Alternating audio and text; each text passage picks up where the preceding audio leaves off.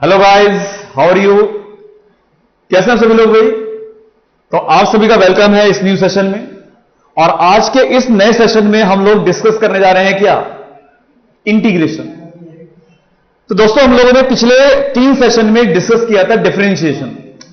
I hope कि differentiation आप सभी लोगों को अच्छे से समझ में आ गया होगा, आपने अच्छे से प्रैक्टिस की होगी। और अब हम प्रैक्टिस करने वाले हैं किसके बारे में, एक नए कंसेप्ट के बारे में, एक नए मैथमेटिकल टूल के बारे में, जिसका नाम क्या है भाई, इट्स नेम इज इंटीग्रेशन। तो बच्चों आज हम डिस्कस करेंगे इंटीग्रेशन कि इंटीग्रेशन क्या होता है। तो टॉपिक है हमारा आज का इंटीग्रेशन। तो अगर बच्चों इंटीग्रेशन के बारे में बात करें तो इंटीग्रेशन का मतलब क्या होता है। अच्छा, डिफरेंशिएशन का क्या मतलब होता है, what is the meaning of differentiation. Differentiation का मतलब था कि अगर मेरे पास एक वेरिएबल क्वांटिटी है, अगर मेरे पास एक वेरिएबल क्वांटिटी है और मुझे उसके छोटे छोटे चेंज फाइंड करने हैं, बहुत ही छोटे से चेंज फाइंड करने हैं जिसको हम सिंपली कैलकुलेट नहीं कर सकते, तो उसको फाइंड करने के लिए हमें क्या करना पड़ता है, डिफरेंशिएशन करना पड़ता है। Integration just opposite for that, इसके बिल्कुल अपोजिट है। अगर डिफरेंशिएशन में मुझे छोटे छोटे चेंज फाइंड करने हैं तो इंटीग्रेशन में क्या करना पड़ेगा, मुझे छोटे छोटे चेंज को जोड़ना पड़ेगा। अगर हम किसी चीज के छोटे छोटे चेंज को जोड़ देंगे तो उनके जोड़ने से जो क्वांटिटी बनेगी, उसको जोड़ने के लिए हम लोग किस कंसेप्ट का यूज करने वाले हैं, हम लोग यूज करने वाले हैं इंटीग्रेशन का। जैसे मान लो एग्जांपल के लिए, मान लो मेरे पास एक रॉड ऐसे करके, और मैं बोलता हूं कि इस रॉड का मास m है। तो इस रॉड में यहां से लेके यहां तक बहुत सारे पार्टिकल्स होंगे। मान लो इस वाले पार्टिकल का मास dm है, मान लो इस वाले पार्टिकल का मास भी dm है, मान लो इस वाले पार्टिकल का मास भी dm है। तो यहां से लेके यहां तक बहुत सारे पार्टिकल्स होंगे। तो अगर मुझे एक छोटे से पार्टिकल का मास पता है dm, तो इंटीग्रेशन की हेल्प से हम पूरी रॉड का मास निकाल सकते हैं। ठीक है भाई। तो इंटीग्रेशन में हम छोटे छोटे चेंज को जोड़ने वाले हैं, और जब हम छोटे छोटे चेंज को जोड़ेंगे तो उसको उससे मिलने से मुझे क्या मिलने वाली है, एक बड़ी क्वांटिटी मिलने वाली है। और इसको करने के लिए हमें क्या करना पड़ेगा, सिर्फ और सिर्फ इंटीग्रेशन। क्या सभी को इंटीग्रेशन की कहानी समझ में आई है, इंटीग्रेशन क्यों करना पड़ता समझ में आया है। और चाहे हमें डिफरेंशिएशन करना पड़े, चाहे हमें इंटीग्रेशन करना पड़े, करना किसका होता है, वेरिएबल क्वांटिटी का, जिनके अंदर वेरिएशंस होती हैं।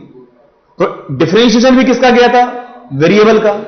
इंटीग्रेशन भी किसका करने वाले हैं भाई, किसका करने वाले हैं, वेरिएबल का जी। ठीक है। तो कैसे करते हैं इंटीग्रेशन, चलो रूल को समझते हैं कि वजह रूल ऑफ द इंटीग्रेशन, इसका रूल क्या है जी। मान लो मुझे इंटीग्रेशन करना है, मेरे पास एक वेरिएबल फंक्शन है x raise to power n, मेरे पास एक वेरिएबल फंक्शन है x की पावर n, और आपसे कहते हैं कि इसको इंटीग्रेट करो। आपसे क्या कहते हैं भाई, कि हमें क्या करना है, इसको इंटीग्रेट करना है ना। तो अगर मुझे इसको इंटीग्रेट करना है तो ये जो मैंने सांप जैसा बनाया ना, ये सांप जैसा जो बनाई है, ये इंटीग्रेशन का सिंबल होता है भाई। तो ये सिंबल है इंटीग्रेशन का कि मुझे इस फंक्शन को इंटीग्रेट करना है। और जैसे कि आपको याद है, जब हम डिफरेंशिएट करते हैं तो किसी ना किसी के रिस्पेक्ट में करते हैं ना। तो अगर मुझे इंटीग्रेशन करना है तो क्या करना पड़ेगा, किसी ना किसी के रिस्पेक्ट में करना पड़ेगा, और जिसकी रिस्पेक्ट में इंटीग्रेशन करना पड़ेगा उसको लिखेंगे यहां पर। तो ये तो हो गया इंटीग्रेशन का सिंबल। तो this is the symbol for integration, ये इंटीग्रेशन का भाई सिंबल है। ये फंक्शन है जिसका मुझे इंटीग्रेशन करना है, ये वो फंक्शन है, this is the main function जिसको मुझे इंटीग्रेट करना है। और जिसकी रिस्पेक्ट में इंटीग्रेशन करना है वो हमारे पास ये लिखा हुआ है। तो इन तीनों का मतलब पहले को पता होना चाहिए। किसका इंटीग्रेशन करना भाई, किसका, x raise to power n का इंटीग्रेशन करना है। तो ये फंक्शन हो गया, इंटीग्रेशन करना है, ये सिंबल हो गया। किसके रिस्पेक्ट में करना है, dx में करना है, तो उसके आगे क्या लिखेंगे, dx। छोटी छोटी बातें क्लियर होनी चाहिए, छोटी छोटी बातों से ही तो बड़ी बात बनेगी ना, है कि नहीं। तो बड़ी बात के लिए छोटी बात का समझ में आना बहुत जरूरी है। तो चलो कैसे करते हैं इंटीग्रेशन वो समझते हैं, राइट। तो चलो उसको नेक्स्ट शीट पर लेते हैं जी। तो मुझको इंटीग्रेशन करना था x raise to power n का तो इसको इंटीग्रेट करना है, इसके रिस्पेक्ट में करना है, और ये साइन है। अच्छा एक बात और थी, इंटीग्रेशन दो तरह का होता है ना? कौन कौन सा? एक होता है डेफिनेट इंटीग्रेशन, तो one is the definite integration, और दूसरा कौन सा होता है भाई? दूसरा होता है इनडेफिनेट।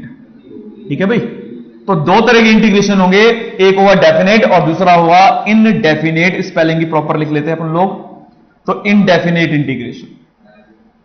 जो डेफिनेट और इनडेफिनेट में फर्क हुआ वो भी समझेंगे। ठीक है, पहले इंटीग्रेशन का बेसिक रूल समझते हैं कि कैसे करते हैं इंटीग्रेशन, फिर बताऊंगा डेफिनेट में और इनडेफिनेट में क्या फर्क हुआ। ठीक है जी, तो चलो मुझे इसको इंटीग्रेट करना, मान लो अगर मुझे इस फंक्शन को इंटीग्रेट करना तो क्या करना पड़ेगा? जितनी इसकी पावर है उसमें एक जोड़ना पड़ेगा। तो डिफरेंशिएशन में क्या करते थे? पहले पावर को आगे लेके जाते थे, फिर माइनस करते थे, तो वहां करते थे माइनस, यहां पर क्या करना पड़ेगा? यहां करना पड़ेगा प्लस। तो जितनी पावर होगी इसमें एक जोड़ दो पहले तो, और जितनी पावर ऊपर रहेगी जोड़ने के बाद उससे डिवाइड करना पड़ेगा। ये इंटीग्रेशन का भाई बेसिक रूल है। पहले तो क्या बेसिक रूल है भाई? जितनी पावर होगी उस पावर में कितना जोड़ेंगे?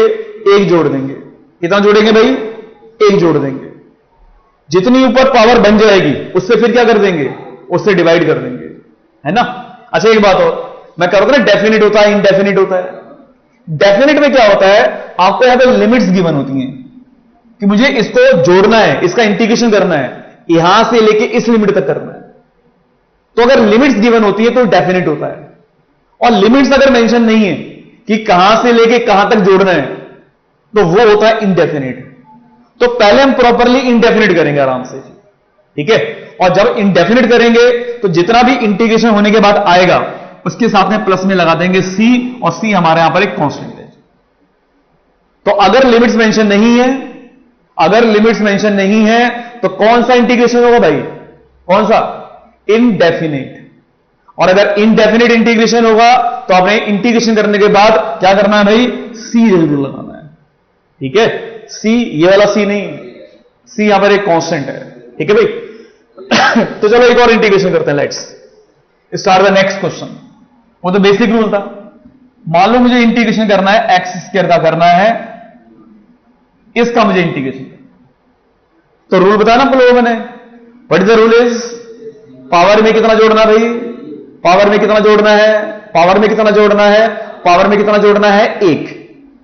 तो मैंने पावर में जोड़ दिया एक, और जितनी पावर जोड़ने में बन जाएगी उससे क्या कर देंगे भाई? डिवाइड कर देंगे। और प्लस में क्या लगा देंगे? प्लस में लगा देंगे सी। बताओ अपना आंसर क्या बन गया अभी? अपना आंसर बन गया एक्स क्यूब बाय 3 और प्लस में सी। ये हो गया जी अपना इंटीग्रेशन। मुश्किल है क्या भाई? या बहुत सिंपल है, या फिर बहुत बहुत बहुत सिंपल है? ठीक है भाई, तो बस यही करना है, आपको बेसिक आना चाहिए, है ना? तो हमें क्या करना पड़ेगा? इसकी जितनी पावर होगी उसमें एक जोड़ना पड़ेगा, जितनी पावर आ जाएगी उसको हम क्या कर देंगे? डिवाइड कर देंगे, और साथ में क्या लगा देंगे? साथ में लगा देंगे सी, सी फॉर कैलकाटा, और यहां पर कांस्टेंट है, राइट? चलो एक और करते हैं इंटीग्रेशन। अब आपने भी करना, और जो मैं क्वेश्चन दूंगा उसको स्क्रीन को पॉज कर देना और पहले खुद से ट्राई कर लेना, ठीक है? मान लो मुझको इंटीग्रेशन करना है 1/x का, इसको इंटीग्रेट करना है। अब अगर मुझे इसको इंटीग्रेट करना है तो ये तो हो गया ये फंक्शन, जिसके रिस्पेक्ट में करना है वो ये हो गया। इंटीग्रेशन का साइन सांप की तरह आ गया जी, ऐसे करके फन की तरह, है ना? अब जैसे कि आपको मैंने डिफरेंशिएशन में बताया था कि जब भी इंटीग्रेशन करते हैं, सॉरी जब भी डिफरेंशिएशन करते हैं, फंक्शन ऊपर होना चाहिए। तो ये फंक्शन मुझे ऊपर चाहिए। अगर डिफरेंशिएशन करेंगे तो भी फंक्शन ऊपर चाहिए, इंटीग्रेशन चाहिए तो भी मुझे फंक्शन ऊपर ही चाहिए भाई। तो पहले क्या करूंगा? मैं फंक्शन को ऊपर लेके जाऊंगा भाई। तो इस फंक्शन को मैं ऊपर ले गया और dx। अब मुझे करना है इसका इंटीग्रेशन। रूल बेसिक वही रहेगा, है ना? क्या था अपना बेसिक रूल भाई? कि जितनी पावर होगी उसमें एक जोड़ दो, जितनी पावर बन जाएगी उसको नीचे लिख दो, प्लस में क्या लगा दो? C for Calcutta. बताओ क्या बन गया भाई? ये बन गया x⁻⁻1 अपॉन में -1 और प्लस में c, या इन शॉर्ट इसको मैं क्या लिखता हूं? -1/x प्लस में c। और मैं तो कह रहा हूं भाई इसका इंटीग्रेशन आप लोग याद ही कर लो। इसका इंटीग्रेशन 11th क्लास में, 12th क्लास में, जेई में, नीट में बहुत बार देखने को मिलेगा। तो बार बार इंटीग्रेशन, इसका इंटीग्रेशन क्या ही करना अभी, है ना। इसको याद ही कर लो जी कि 1/x² आएगा, इंटीग्रेशन कितना हो जाएगा, माइनस में 1/x। क्या सभी को पॉइंट क्लियर है भाई? तो चलो एक और ठीक सा क्वेश्चन लेते हैं। मान लो मुझको इंटीग्रेट करना है इसका 4x³ का इंटीग्रेशन करना है मुझे। अब ये फंक्शन है मेरे पास। अब अगर मुझे इसका इंटीग्रेशन करना है तो 4 कैसा नंबर है भाई? 4 नंबर कैसा है? 4 नंबर कांस्टेंट है। कांस्टेंट का तो इंटीग्रेशन नहीं हो सकता ना, जैसे कांस्टेंट का डिफरेंशिएशन नहीं होता था, ऐसे कांस्टेंट का इंटीग्रेशन भी नहीं होगा। तो इस 4 को बाहर निकाल दो। तो मैंने 4 को बाहर निकाल दिया, अंदर क्या रह गया भाई, x³ dx। अब इंटीग्रेशन करने का सिंपल तरीका वही है भाई, क्या, जितनी पावर होगी उसमें एक जोड़ दो और उतनी पावर से डिवाइड भी कर दीजिए। ठीक है, तो डिवाइड भी कर दिया जी। तो पावर जितनी थी 4 तो बाहर ले लिया था, इसकी पावर 3 थी, 3 में एक जोड़ दिया तो 4 बन गया। जितनी पावर ऊपर आएगी उतनी पावर से डिवाइड कर देंगे, 4 ने 4 को मार दिया।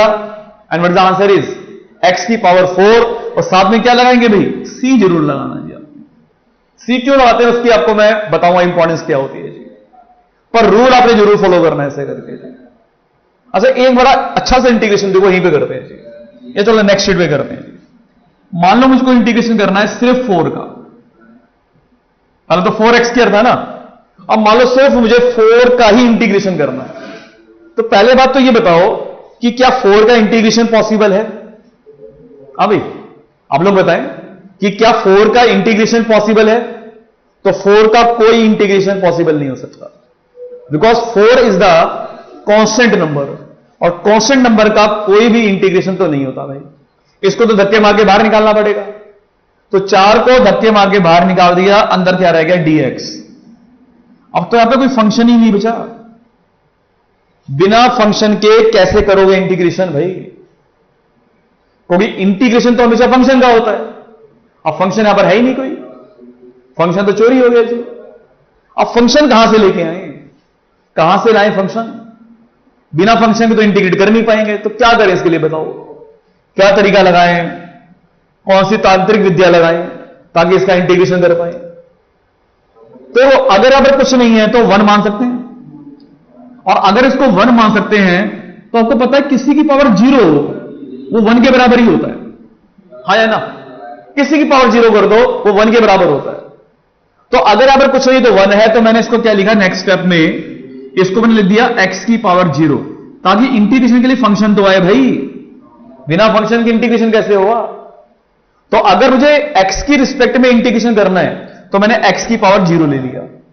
इनकेस अगर यहां पे dy होता तो y की पावर 0 ले लेते, यहां पे dz होता तो z की पावर 0 ले लेते, है ना? तो चलो अब करते हैं इंटीग्रेशन, क्योंकि अब मुझे फंक्शन पता है। कैसे करेंगे इंटीग्रेशन? 4 तो हमारा एज इट इज रहेगा, सेम रहेगा, कोई चेंज नहीं करना। और इंटीग्रेशन का basic rule, and what the rule is, जितनी पावर होगी उसमें एक जोड़ देना है और उतनी पावर से डिवाइड कर देना है। Now what the answer is 4x। ठीक है भाई? तो अगर इनकेस आपके पास फंक्शन नहीं है तो आपने x की पावर 0 ले लेना है, dy है तो y की पावर 0 लेना है, dz है तो z की पावर 0 ले लेना है। पर फंक्शन के बिना इंटीग्रेशन पॉसिबल नहीं होगा भाई। क्या सभी को पॉइंट क्लियर है? तो एक थोड़ा सा एक और बढ़िया सा क्वेश्चन करते हैं।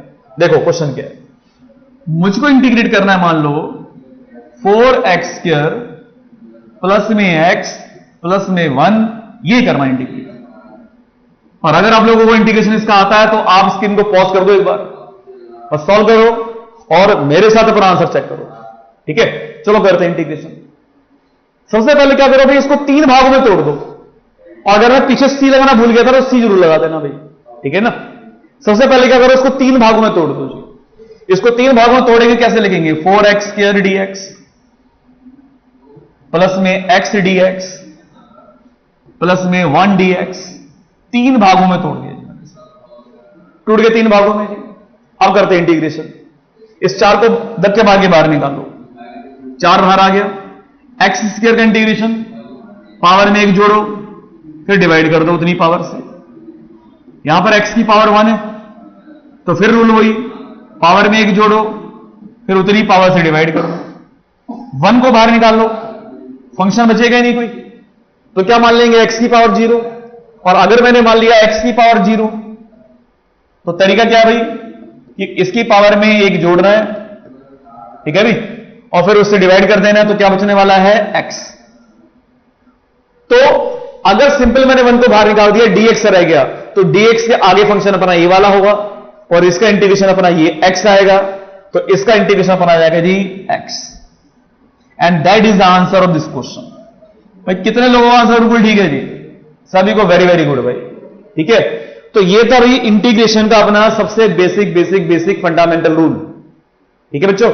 तो आज आप लोगों ने क्या करना है, जितना आपको मैंने बिल्कुल बेसिक रूल समझाया है, ऐसे क्वेश्चंस की अपने इंटीग्रेशन की प्रैक्टिस कर लेनी है जी। डिफरेंशिएशन हमने खत्म कर दिया था जी, आई होप कि सबने डिफरेंशिएशन की प्रैक्टिस की होगी। तो प्रैक्टिस करनी बहुत जरूरी है, और कहावत भी है हिंदी में, practice makes the man perfect. अच्छा इंग्लिश में क्या, ठीक है। तो अब आपने क्या करना है, डिफरेंशिएशन की प्रैक्टिस तो करनी है, जितना आपको मैंने इंटीग्रेशन समझाया है, इंटीग्रेशन की प्रैक्टिस भी करनी है। इसकी नेक्स्ट क्लास में थोड़ा सा मैं आपको एडवांस रूल बताऊंगा। बाकी फिर मिलते हैं बच्चों नेक्स्ट क्लास में, and till then bye bye.